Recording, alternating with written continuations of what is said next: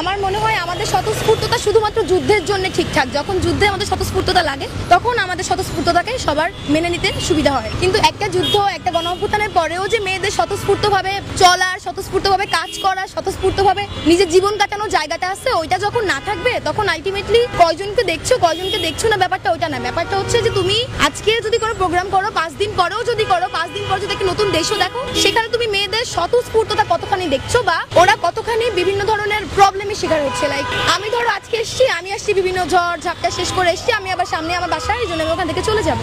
এরকম তুমি যদি বিভিন্ন মেয়েকে বলো, জুলাইয়ের পরে মেয়েদেরকে চাপ প্রয়োগ করে সামনের সারি থেকে পেছনে নেওয়া থেকে শুরু করে আজকে এমন একটা দিন যেদিন মেয়েরা হলে তালা ভেঙে বের হয়েছিল, অথচ তুমি জানো কিনা জানি না, অভ্যুত্থানের পরে আবার প্রত্যেকটা মেয়েদের হলে একরকম কারফিউ গেছে, 10টার পরে হল খোলা যাবে না, এইটা না সেইটা না, অথচ মেয়েরা রাত 12টা রাত 1টায় হলে তালা ভেঙে বের হয়েছিল। মিছিল কি ছিল?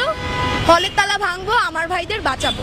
জায়গাটা আসলে ওই ভাইয়েরা বা ওই এনভায়রনমেন্টটা এখন কতখানি মেয়েদের পক্ষে আছে, এটা যদি বুঝতে পারা যায় তাইলে বোঝা যাবে যে আজকে মেয়েদের অংশগ্রহণ কেমন, কেন আছে অংশগ্রহণ, কেন নেই অংশগ্রহণ। এখন দেখো আয়োজনটা একটা শহর ব্যাপী হচ্ছে। জুলাই আন্দোলনে ওই গ্রামের সবচেয়ে প্রত্যন্ত জায়গারও একটা মেয়েকে আমি আন্দোলনে দেখেছি, যে না কোনো পলিটিক্যাল এজেন্ডা, যে না কোনো এজেন্ডা হয়ে নামছে রাস্তায়।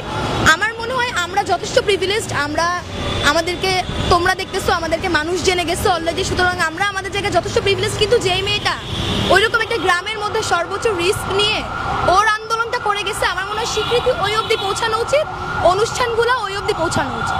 তাহলে আমার মনে হয় যে মেয়েরা কনফিডেন্টের জায়গাটা ধরে রাখতে পারবে। সমাজে সবাই জানে যে কোথায় কোথায় কোনভাবে মেয়েদেরকে কতটুকু সম্মান করা হয়, কতটুকু সম্মান করা হয় না। সম্মানটা তো অনেক পরের ব্যাপার এবং খুবই বেসিক একটা ব্যাপার, যে আমি খাচ্ছি, আমি ঘুমাচ্ছি, এরকম একটা জায়গার মতো আমি একজন মানুষ, আমি তোমাকে সম্মান করবো, আমি আমাকে সম্মান করবো, এরকম একটা জায়গা। আমি তোমার কাজকে সম্মান করবো, তুমি আমার কাজকে সম্মান করবে, এরকম একটা জায়গা।